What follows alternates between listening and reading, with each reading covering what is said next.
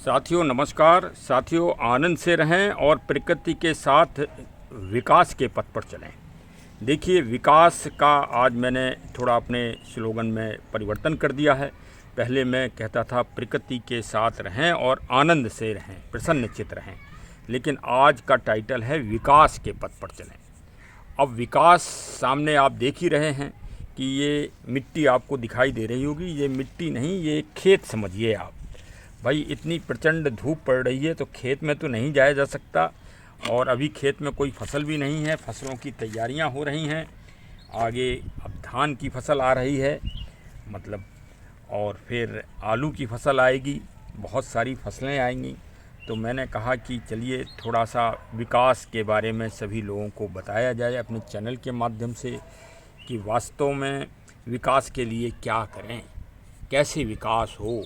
क्योंकि भारत की जो अर्थव्यवस्था है, भारत की क्या दुनिया की अर्थव्यवस्था अगर किसी पर डिपेंड है तो वो कृषि और कृषि से संबंधित तत्वों पर ही आधारित है। मतलब कहाँ क्या हो रहा है, हर जगह एक फसल नहीं होती पूरी दुनिया में। कहीं गेहूं हो रहा है, कहीं धान हो रहा है, कहीं मक्का हो रहा है, कहीं ज्वार हो रहा है, कहीं मूंगफली हो रही है, कहीं आलू हो रहा है। इस पूरी दुनिया में आप अलग अलग, कहीं पहाड़ों पे फल हो रहे हैं। तो ये पूरी दुनिया एक कुटुंब समझिए। 10 नंबर में तो आज पूरी दुनिया है। मोबाइल के 10 नंबर मिलाइए, पूरी दुनिया को मुट्ठी में कर लीजिए। तो अगर कहीं भी विकास हो रहा है तो समझ लीजिए कि वो मानव विकास हो रहा है।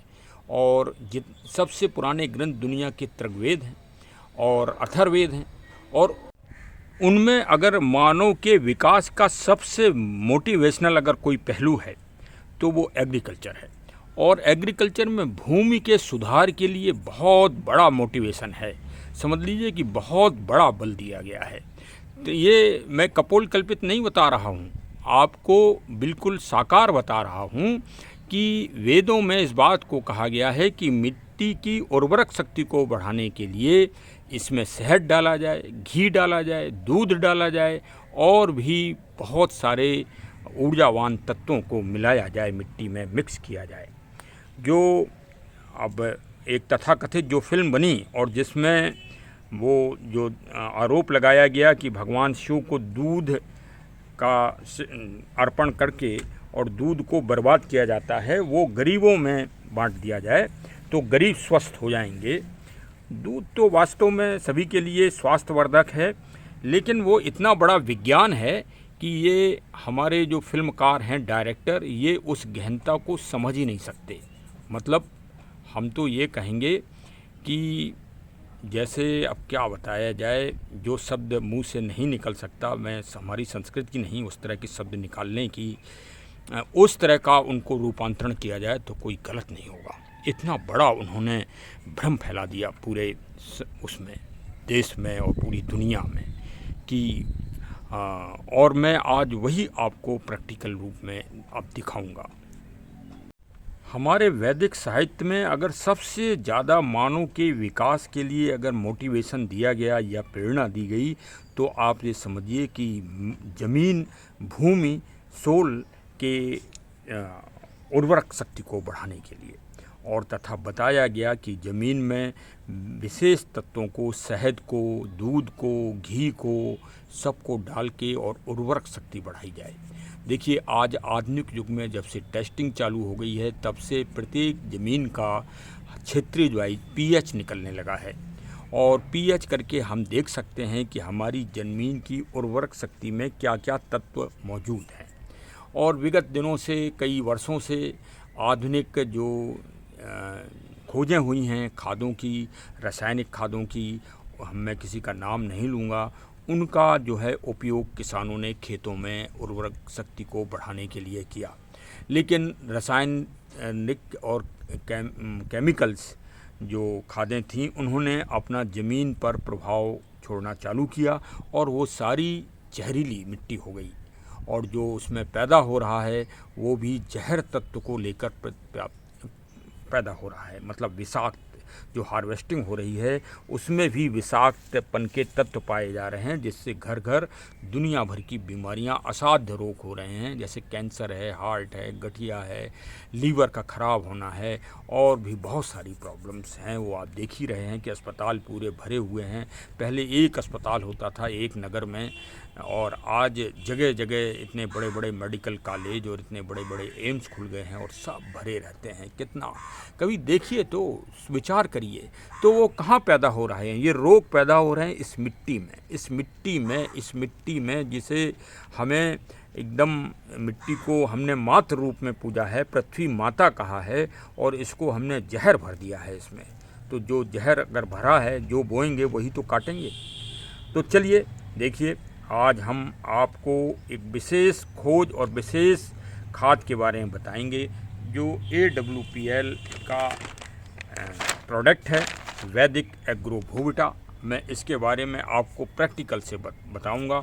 ये सोल कंडीशनर है for the growth and the development of plant and eco friendly product है। ये तो पहला प्रोडक्ट मैं आपको बता रहा हूँ, जो अभी आप खेत को अपना तैयार करेंगे। देखिए खेत तैयार हो गया है ये, और इसमें जो है फिर जब आप धान का रोपण और आलू का रोपण करना चालू करेंगे तब आप कोई रसायन खाद मत डालिए, ये पूरी तरह से जैविक और ऑर्गेनिक खाद डालिए। इसीलिए मैं इतनी मेहनत कर रहा हूँ, जिससे फसल के बोने के समय तक हमारे किसान भाई, हमारे बागवानी वाले सभी लोग जागरूक हो जाएं।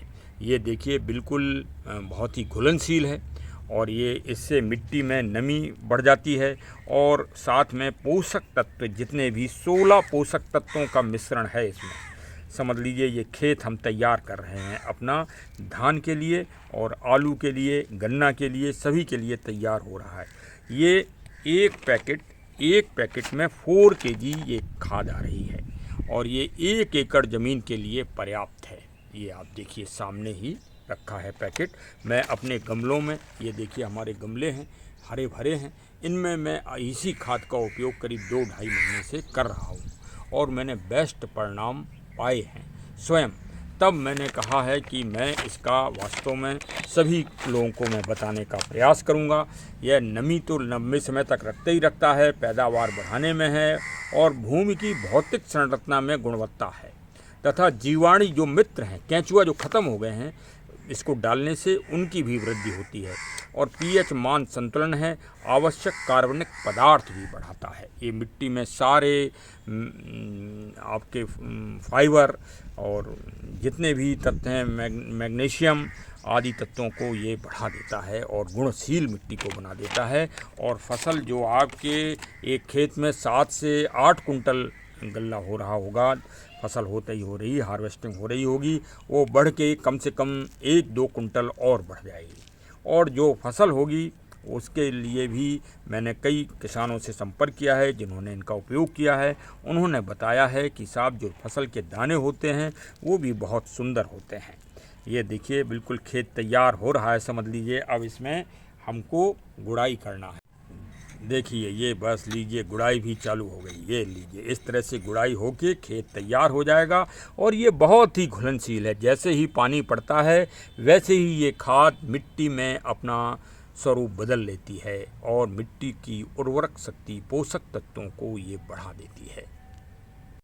मैं अपने चैनल के माध्यम से सर्वप्रथम तो AWPL के जो CEO हैं डॉक्टर श्री संजीव कुमार साहब, उनको शुभकामनाएं भी दूंगा और उनको बधाई भी दूंगा कि उन्होंने अपनी एग्रीकल्चर टीम के विशेषज्ञों को, साइंटिस्ट को लगाकर इतना अच्छा प्रोडक्ट तैयार कराया, जो कि बहुत ही गुणशील है और जो वास्तव में एक क्रांतिकारी परिवर्तन ला रहा है फसलों के हार्वेस्टिंग में। और ये देखिए ये एग्रो वैदिक भूविटा है, ये वैदिक एग्रो 90 है, और ये PGPR है, और ये वैदिक एग्रो इको हरियाली है। अभी सभी का उपयोग समय समय पर किया जाता है। इसके लिए मैं अलग से आपको वीडियो बनाऊंगा और उनमें प्रैक्टिकल रूप से मैं समझाने का प्रयास करूंगा। देखिए मैं तो प्रैक्टिकल रूप से आपको समझाऊंगा। आज ये स्विस चेस प्लांट हमारे सामने है, इसका आज मैं रोपण करूंगा। देखिए ये गमले तैयार हैं, इन्हीं गमलों में लगाऊंगा और इसी मिट्टी से रोपण करूंगा। इसी मिट्टी से, यही मिट्टी में जो मैंने तैयार की है, एक तरह से खेत तैयार हो गया है। इसी को मैं आज जो है इससे तैयार करके और इन पौधों को लगाऊंगा। ये देखिए, गर्मी यद्यपि काफ़ी पड़ रही है, ये बेला का पौधा है, ये बेला भी लगाऊंगा। फिर इसमें देखिए बहुत अच्छे फूल आएंगे और इसमें बहुत अच्छी ग्रीनिंग भी रहेगी। ये देखिए सब आज मैं लगाऊंगा अभी आपके सामने इन्हीं गमलों में, जिससे आप देख लें कि वास्तव में, देखिए अब वास्तव में गाय के गोबर से अच्छी खाद तो कोई है नहीं, लेकिन शहरों में वो उपलब्ध नहीं है। और आप कृपया करके केमिकल्स खादों का उपयोग अपने खेतों में ना करें, कदापि ना करें। आप ये जैविक और ऑर्गेनिक खाद का उपयोग करें और अपनी मिट्टी की गुणवत्ता को बढ़ाएं, साथ में फसलों का जो ग्रोथ है उसको भी अच्छा से अच्छा लें। और मैं जब भी धान की खेती आएगी, नज़दीक जब आ जाएगी, तब मैं किसानों से संपर्क करके और प्रैक्टिकल रूप में वहाँ भी जाकर खेत में बनाऊंगा और फिर आप लोगों को दिखाऊंगा। चलिए, अब अंत में एक और निवेदन कि आप हमारे चैनल को सब्सक्राइब करें और फॉरवर्ड करें मिलने जुलने वालों को, साथ में बेल आइकन की बटन भी दबाएं, जिससे हमारे नोटिफिकेशन आपको तुरंत मिल सकें और इस तरह आप बहुत ही अच्छी जानकारियां प्राप्त करते रहें। चलिए, बहुत बहुत धन्यवाद। Thank you. जय हिंद, जय हिंद, जय हिंद।